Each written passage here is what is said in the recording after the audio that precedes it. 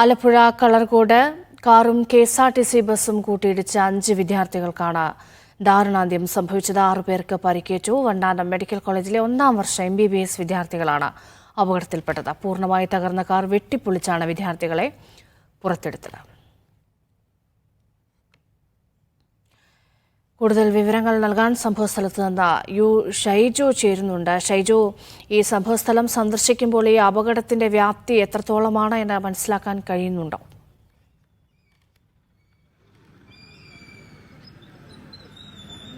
രശ്മ, തീർച്ചയായും. കാരണം അങ്ങേയറ്റം ദാരുണമായ ഒരു അപകടം സംഭവിച്ചത്. ഇപ്പോൾ ഈ കാറ് നമുക്ക് കാണാം. ഈ കാറ് കണ്ടാൽ തന്നെ മനസ്സിലാകും പൂർണ്ണമായും തകർന്നിട്ടുണ്ട് എന്നാണ്. ഇതിൻ്റെ മുൻ വീല് അത് നിലവിൽ തന്നെ വളഞ്ഞിരിക്കുകയാണ്. കാരണം നമുക്ക് ആ CCTV ദൃശ്യങ്ങളിൽ നിന്ന് കാണാം. തെന്നി മാറി ഈ KSRTC ബസ്സിൻ്റെ മുന്നിലേക്ക് നേർക്കുനേരെ ചെന്ന് ഇടിച്ച് തെറിക്കുന്നത് നമുക്ക് കാണാൻ കഴിയുമായിരുന്നു. ഈ ദൃശ്യങ്ങൾ ശ്രദ്ധിച്ചാൽ നമുക്കത് മനസ്സിലാകും.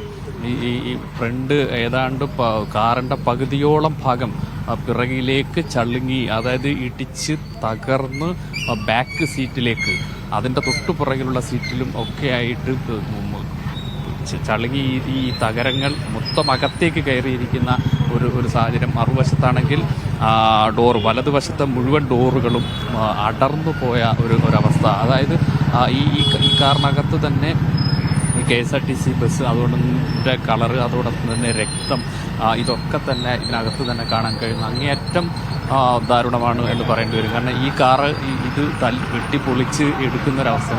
7 സീറ്റിൽ സഞ്ചരിക്കാവുന്ന ഒരു കാറിലാണ് ഈ 11 ആളുകൾ ഇരിക്കുക. അവർ ഇതിനകത്ത് ചളുങ്ങി അമുങ്ങിയിരിക്കും. അപകടം നടക്കുമ്പോൾ ഉണ്ടാകുന്നൊരവസ്ഥ നമുക്ക് ഊഹിക്കാവുന്നതേ ഉള്ളൂ. അങ്ങേയറ്റം ദാരുണമായ ഒരു അപകടം. ആ അപകടമാണ് ഈ ദൃശ്യങ്ങൾ നമുക്ക് കാണാം. നമ്മുടെ ക്യാമറാമാൻ ഫൈസൽ ഇപ്പോൾ പ്രേക്ഷകരെ കാണിച്ചുകൊണ്ടിരിക്കുന്ന ഈ ദൃശ്യങ്ങൾ കണ്ടാൽ തന്നെ അറിയാം. അകത്തെ സീറ്റുകളൊക്കെ ഇളകിപ്പോയി. ആ സീറ്റ് ഫ്രണ്ട് സീറ്റുമായി ചേർന്ന് അമുങ്ങി ഒരേപോലെയായിരിക്കുന്ന ഒരവസ്ഥ. അത്രത്തോളം വലിയ ഒരു അപകടമാണ് എന്ന് പറയേണ്ടി വരും. KSRTC ബസ് ആണെങ്കിൽ കാര്യമായ ഫ്രണ്ടിലെ ചെറിയ കുറച്ച് പ്രശ്നങ്ങൾ ഒഴിച്ചു നിർത്തിയാൽ വലിയ പ്രശ്നങ്ങൾ ഇല്ല KSRTC ബസ് കാണുമ്പോൾ. പക്ഷെ കാറ് ഏതാണ്ട് പൂർണ്ണമായും തകർന്ന് തരിപ്പണമായൊരവസ്ഥ. ആ കാറ് വെട്ടിപ്പൊളിച്ച് ഇവരെ പുറത്തേക്ക് എടുത്തു എന്ന് പറയുമ്പോൾ നമുക്ക് ഊഹിക്കാവുന്നതേ ഉള്ളൂ രേഷ്മ.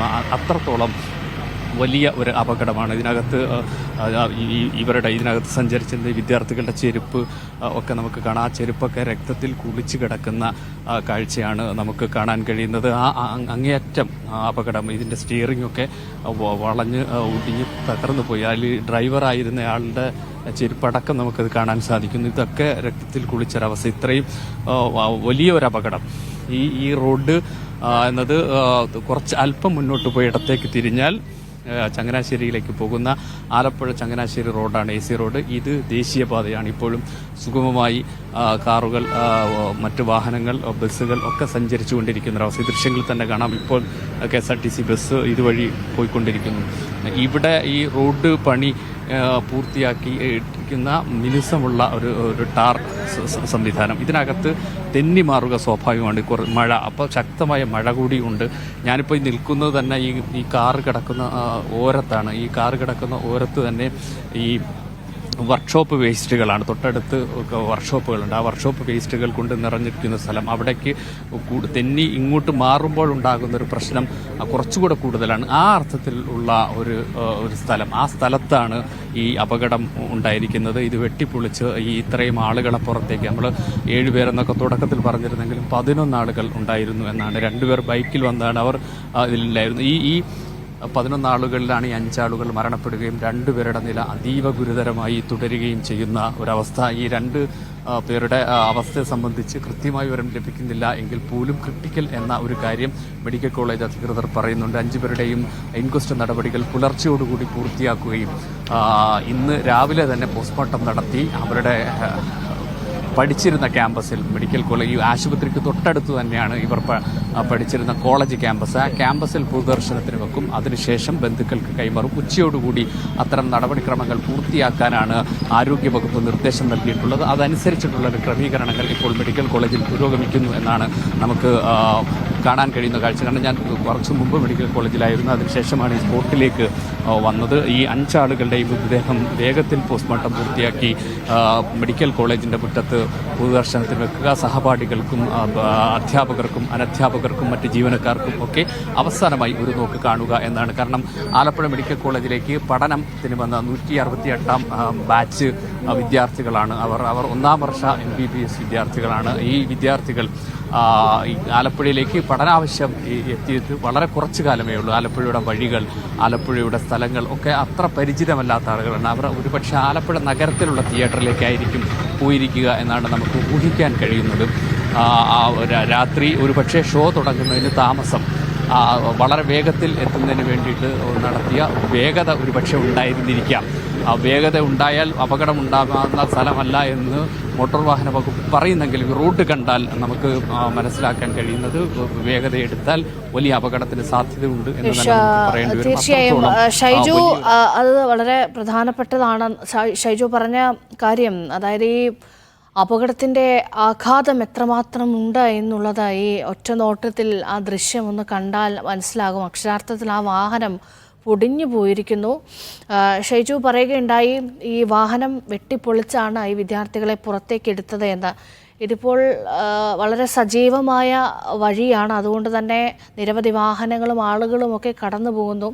അപ്പോൾ ഈ അപകടം ഉണ്ടായ ഉടൻ തന്നെ പെട്ടെന്ന് തന്നെ ഈ വിദ്യാർത്ഥികളെ പുറത്തേക്ക് എത്തിക്കാൻ, വാഹനം വെട്ടിപ്പൊളിച്ചാണെങ്കിൽ പോലും പുറത്തേക്ക് എത്തിക്കാൻ ഒരു കാര്യപ്പെട്ട ശ്രമം ഇന്നലെ തന്നെ നടന്നിരുന്നു അല്ലേ?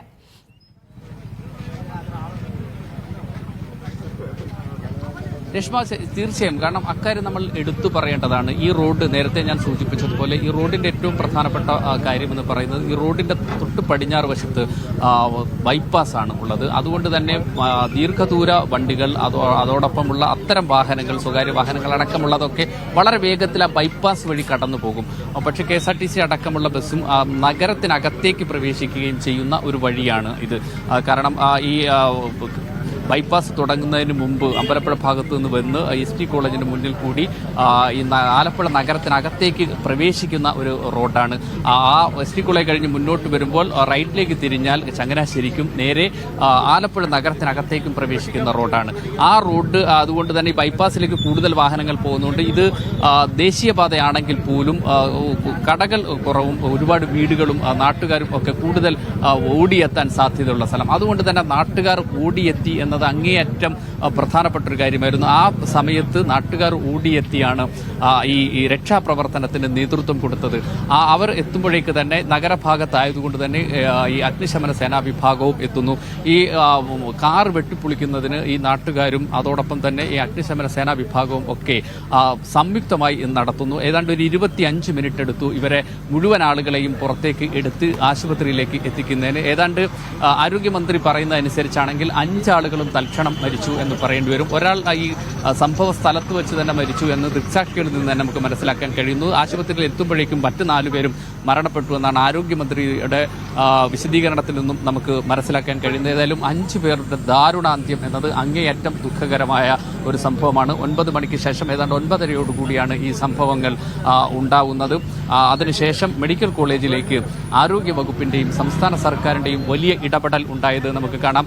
ജില്ലാ കളക്ടറുടെ നേതൃത്വത്തിൽ റവന്യൂ വിഭാഗവും സർവ്വസജ്ജമായി ഈ കാര്യങ്ങൾ ഒക്കെ മേൽനോട്ടം വഹിക്കുന്നുണ്ടായിരുന്നു. ആലപ്പുഴ മെഡിക്കൽ കോളേജിലെ മുഴുവൻ വിഭാഗങ്ങളും അതിന്റെ തലവന്മാർ അടക്കമുള്ള, പ്രത്യേകിച്ച് സർജറി വിഭാഗം, ഓർത്തോപീഡിക് വിഭാഗം അടക്കമുള്ള സംവിധാനങ്ങൾ സർവ്വസജ്ജമായി എത്തി വിദ്യാർത്ഥികളുടെ കാര്യങ്ങളിൽ അവരെ രക്ഷപ്പെടുത്തുന്നതിനുള്ള പരമാവധി ശ്രമങ്ങൾ അത് ഇപ്പോഴും തുടരുന്നു എന്ന് നമുക്ക് പറയാൻ സാധിക്കും. കാരണം ആരോഗ്യനില തരണം ചെയ്യുന്ന ഒരവസ്ഥയിലേക്ക് ഈ ഗുരുതര രോഗികളായ ആളുകൾ പോലും മാറുന്ന ഒരു സാഹചര്യമുണ്ട്.